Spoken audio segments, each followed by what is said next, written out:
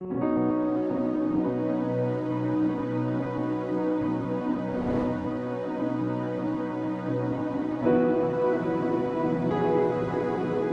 The Lord. आप सभी को जय मसीह की।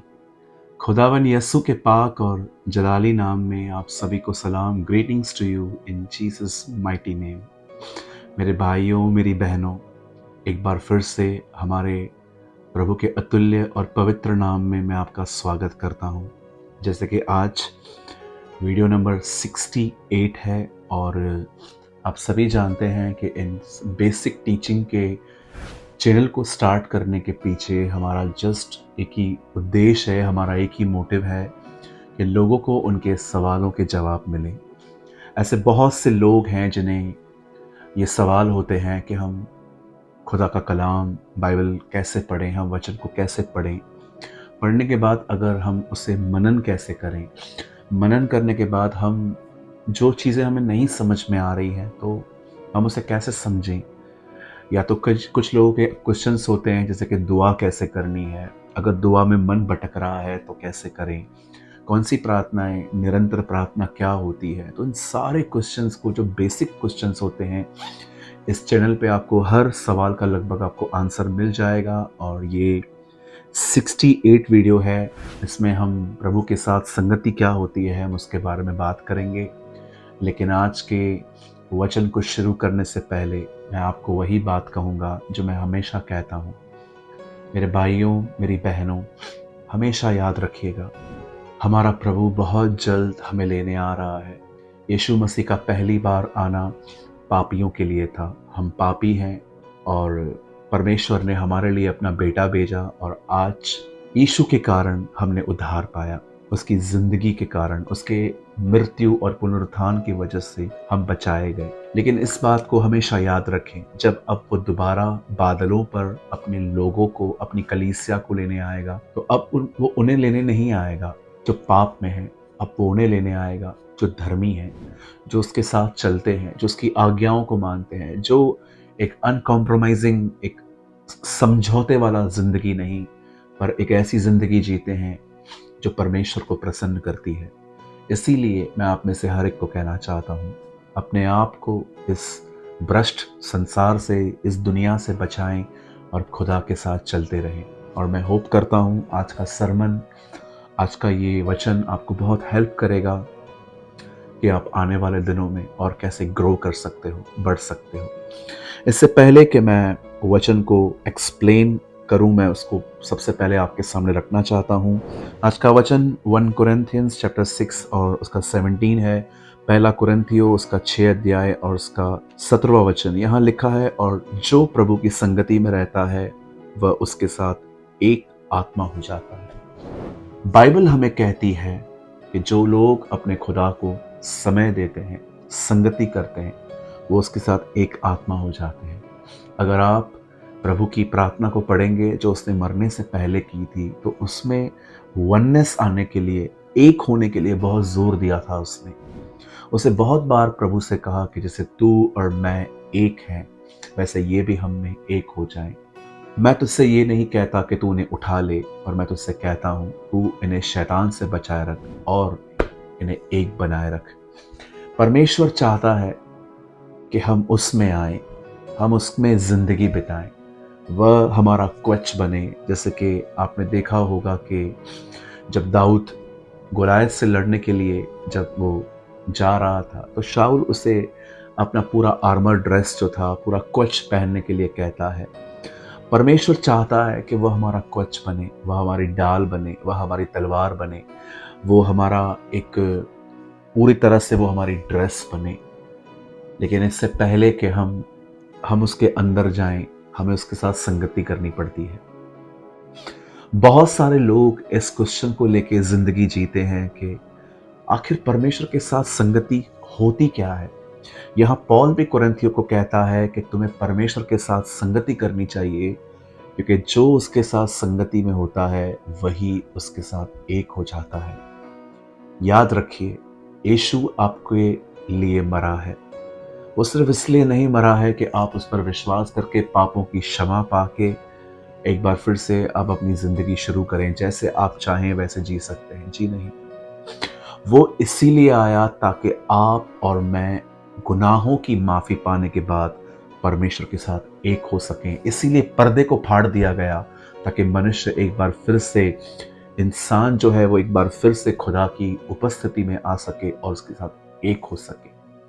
और मैं आपको सच कहता हूँ, इस दुनिया में सेवकाई, अमीर बनना, बड़ा व्यक्ति बनना, इन सब से ज़्यादा अगर किसी चीज़ में आनंद है तो वो इसमें है कि आप पिता में हैं। You are in Jesus, you are filled with God. आप खुदा से भरे हुए हैं। आज मैं सिर्फ और सिर्फ 5 बातें बताना चाहता हूँ, थोड़ा थोड़ा करके, क्योंकि ये शॉर्ट वीडियोस होते हैं। मैं थोड़ा थोड़ा टच करके मैं आपको बताता हूँ कि आप परमेश्वर के साथ संगति में कौन से ये 5 काम कर सकते हैं। पहला काम, आप जब प्रभु के साथ संगति में हैं, जब आप उसके साथ हैं, उससे प्रार्थना करिए। प्रार्थना सिर्फ अपनी ज़रूरतों को मांगना नहीं होता कि मुझे ये दे दे, मुझे वो दे दे, हमें माफ़ करिए, मुझे माफ़ कीजिएगा। बहुत सारे लोगों को प्रेयर का सिर्फ यही डेफिनेशन पता है कि आपके पास जो कमियां हैं, आप वो खुदा से मांगो। लेकिन मैं आपको बताना चाहता हूँ, प्रार्थना करने का मतलब, हम मांग सकते हैं, लेकिन सिर्फ मांगना ही सब कुछ नहीं है। परमेश्वर से बात करिए, उसे अपने दिल की बातें बताइए। आप उसे कितना प्यार करते हैं, आप उससे क्या उम्मीद करते हैं, आप उसे कितना चाहते हैं। नॉर्मली आप उससे बात करिए, इसे प्रार्थना कहते हैं। सबसे पहले आप अगर चाहें तो आप परमेश्वर के साथ संगति में प्रार्थना कर सकते हैं। The first step is prayer. Prayer आपको कोई नहीं सिखा सकता। जो आपके दिल में है, चाहे वो बोझ है, चाहे वो खुशी है, चाहे वो परमेश्वर के प्रति आपका प्यार है, या आप धन्यवादी बने हुए हैं, जो कुछ आपके अंदर है, वो परमेश्वर को बताना प्रार्थना है। पहली चीज आप जो प्रभु के साथ कर सकते हैं वो है प्रार्थना। सेकंड, बाइबल को पढ़ना। आपने प्रभु से बात की, पर अब प्रभु आपसे कैसे बात करें? परमेश्वर बात करता है अपने वचन के द्वारा, परमेश्वर बात करता है अपने दास के द्वारा, परमेश्वर बात करता है अपने नबियों के द्वारा, दर्शनों के द्वारा, सपनों के द्वारा, और भी बहुत सारे तरीके हैं उससे बात करने के। लेकिन सबसे बेस्ट वे जो मुझे लगता है वो है बाइबल। हर वचन जो है पवित्र आत्मा की प्रेरणा से लिखा गया है। All scriptures, the Bible says, inspired by the Holi spirit. जब आप बाइबल को पढ़ते हैं तब आप परमेश्वर के दिल को पढ़ते हैं। आप उसको, उसकी बुद्धि, उसकी समझ, उसके काम करने के तरीकों को पढ़ते हैं। प्रभु की संगति में पहले होती है प्रार्थना, उसके बाद आप कर सकते हैं वचन को पढ़ना। वचन को सिर्फ इसलिए मत पढ़िए क्योंकि आपको शेयर करना है वचन। ये इसलिए मत पढ़िए कि आपको स्टेटस पे लगाना है, या तो आपका रूटीन है, आप हर दिन 2-3 वचन लोगों को भेजते हैं। सबसे पहले वचन अपने लिए पढ़िए, सर्च कीजिए, सीख कीजिए, प्रभु से मदद मांगिए कि प्रभु मुझे आज ऐसा दिल दे जो समझ पाए कि तू मुझसे क्या बात करना चाहता है। मैं एक दिन प्रभु के साथ संगति में था। मैंने प्रभु से कहा, प्रभु मुझसे बात करें। और जैसे मैंने बाइबल, जैसे मैं रूटीन में पढ़ता हूँ, मेरे सामने एक वचन आया जिसमें लिखा था, धन्य हैं वे जो नम्र हैं, वे पृथ्वी के अधिकारी होंगे। आप जानते हो, उस दिन मैंने किसी पर गुस्सा किया था, लेकिन जब मैं ये वचन पढ़ रहा था, मुझे ऐसा लग रहा था कि परमेश्वर मुझे कह रहा था, तुझे नम्र बनना चाहिए, तुझे सहना चाहिए, तुझे कभी कभी लोगों के मैच्योर होने के लिए थोड़ा पेशेंस रखना चाहिए। जब मैं उस वचन को पढ़ रहा था, प्रभु के वचन ने मुझे करेक्ट किया। कई बार तो ऐसा हुआ कि मैं डिस्करेज था और मैं वचन पढ़ रहा था, और पढ़ते पढ़ते मेरे सामने एक ऐसे वचन आ गए जिनको पढ़ के मुझे ऐसा लगा कि खुदा मुझसे बात कर रहा है। जैसे भजन सहायता में लिखा है, यहोवा तेरी ढाल है, यहोवा तेरा दृढ़ गढ़ है, यहोवा तेरी चट्टान है। ये सारे वचन हमें उत्साहित करते हैं। प्रभु की संगति में पहले प्रार्थना होती है, उसके बाद आप बाइबल भी पढ़ सकते हैं। तीसरा काम, ऐसे बहुत सारे गीत होते हैं जिन गीतों के द्वारा आप प्रभु से प्यार कर सकते हो, आप उसे अपना अपना प्यार शो कर सकते हो। हर गीत आपको प्रभु के करीब नहीं ले जा सकता, लेकिन कुछ गीत ऐसे होते हैं जो आपको परमेश्वर के सामने मूव करते हैं। ऐसे बहुत सारे वर्शिपर्स हैं जिनके लिए वर्शिप परफॉर्मेंस भी है। वो घंटों भर सिर्फ पब्लिक के सामने आने के लिए मेहनत करते हैं, लेकिन कुछ लोग ऐसे भी होते हैं जो अपना बहुत समय परमेश्वर को देते हैं और उसके बाद वो सीधा स्टेज पे आते हैं, क्योंकि इनके लिए परफॉर्मेंस वर्शिप नहीं है, इनके लिए आराधना परमेश्वर से प्रेम करना है। और ऐसी आराधना हमेशा लोगों पर और सुनने वालों पर पवित्र आत्मा को ले आता है। पौल और सिलास आधी रात को प्रभु से प्रार्थना कर रहे थे, उसकी आराधना कर रहे थे, और सुनने वाले लोग भी आज़ाद हुए थे। उन गीतों को अपने मोबाइल में सेव रखें, उन गीतों को गा गा के सीख लें जो आपकी आत्मा को मूव करते हैं, और आप प्रभु की आराधना कर सकते हैं उसकी संगति में।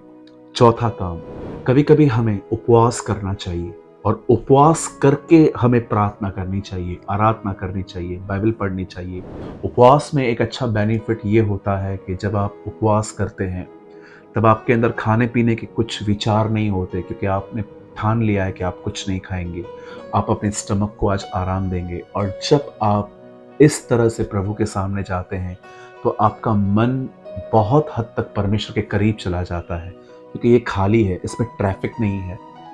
कभी भी उपवास, अगर आप प्रभु के साथ संगति नहीं कर रहे हैं तो वो उपवास नहीं होता, वो फास्टिंग नहीं होती, वो जस्ट एक डाइटिंग होती है, जिससे सिर्फ वजन कम हो सकता है, लेकिन स्पिरिचुअल ग्रोथ, आत्मिक उन्नति कभी नहीं होती।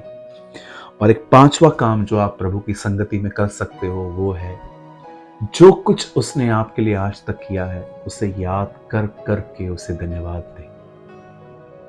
इज़राइल के लोग सबत के दिन सिर्फ ये याद करते थे कि प्रभु हमें मिस्र से कैसे निकाल लाया।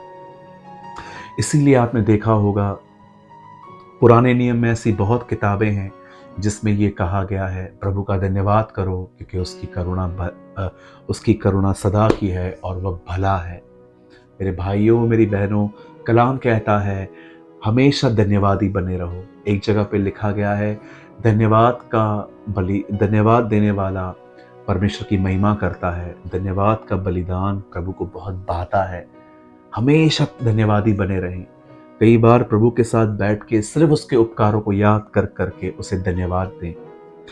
और भी बहुत सारे काम हैं जो आप प्रभु के साथ संगति में कर सकते हो, लेकिन फिलहाल इन पांचों के द्वारा आप प्रभु के साथ संगति कर सकते हो, और संगति करते करते करते करते आप उसके करीब जाएंगे, और एक दिन वो आप में और आप उसमें रहेंगे। आप उसके चलते फिरते मंदिर बन जाएंगे। खुदा आपके अंदर से रहकर लोगों से बातें करेगा। खुदा आपके अंदर रहकर लोगों के लिए आशीष देगा। और याद रखिए, ये परमेश्वर की मर्जी है कि वो अपना राज्य आपके थ्रू करना चाहता है। इसीलिए कलाम कहता है, उसने कहा जब प्रार्थना करो तो कहना तेरा राज्य आए। कहाँ? हमारे अंदर। जो कोई प्रभु के साथ संगति करता है वो उसके साथ एक आत्मा हो जाता है। बाइबल बताती है मूसा पहाड़ पे गया, प्रभु से मिला, और उसकी किरणें उसके मुंह से आ रही थी। जो खुदा के अंदर था, रोशनी, वो मूसा के अंदर आई, और वही लोग देख पा रहे थे। यीशु मसीह ऊपर प्रार्थना करने के लिए पहाड़ पे गया, और लिखा उसका रूप बदल गया और वो चमकने लगा। परमेश्वर की संगति में सदैव लोग पवित्र आत्मा से भर जाते हैं, वे चमकने लगते हैं। मैं आपको सच कहता हूँ, मैंने अपने लाइफ में ऐसे प्रभु के दास देखे हैं कि जब मैंने उनके साथ मुलाकात की, मैंने उनके फेस पे ग्लो देखा। मैंने ऐसे लोगों को देखा जिनकी उम्र 70, 75, 80 वर्ष की है, 80 ईयर्स की है, लेकिन स्टिल वो मुझे यंग दिख रहे थे, क्योंकि उनके ऊपर प्रभु का अभिषेक था। मेरे भाइयों, मेरी बहनों, हमेशा याद रखिए, जो प्रभु के साथ संगति करता है वो उसके साथ एक आत्मा हो जाता है। मैं उम्मीद करता हूं कि आज के कलाम के द्वारा आपने ज़रूर कुछ लर्न किया होगा। अगर आप चाहते हैं कि हम इस कलाम को लेकर आपको आर्टिकल भेजें, मैंने प्रभु के साथ संगति करने के ऊपर एक आर्टिकल भी लिखा है जो हिंदी और इंग्लिश में है। हमेशा हमारा आर्टिकल एक ही रहता है, हिंदी, और उसके नीचे इंग्लिश में रहता है। आप अगर पढ़ेंगे तो आपको वहीं पर उसी एक अटैच में इंग्लिश में भी रहता है। अगर आपको वो आर्टिकल चाहिए तो आप इस नंबर पे जो इस समय आपके स्क्रीन पर है, बड़े शब्दों से आप इस पर अपना नाम, आप कहाँ से हैं, और अपना नाम लिखकर हमें भेज दीजिए, और हम आपको वो आर्टिकल भेजेंगे और आपको कोड वर्ड लिखना है वहाँ पर इस बार संगति। अपना नाम, अपने शहर का नाम और लिखिए संगति और हम आपको वो आर्टिकल भेज देंगे। अगर आप चाहते हैं कि हम इस सीरीज़ को कंटिन्यू रखें बेसिक टीचिंग को, तो हमें कमेंट करके ज़रूर बताएं। और अगर आपने आज के वचन से कुछ सीखा हो तो भी हमें कमेंट करके ज़रूर बताएं। मैं उम्मीद करता हूँ आज के कलाम के द्वारा आपने आशीष पाई होगी। हम प्रभु को सारी महिमा, सारा आदर देते हैं। जय मसीह।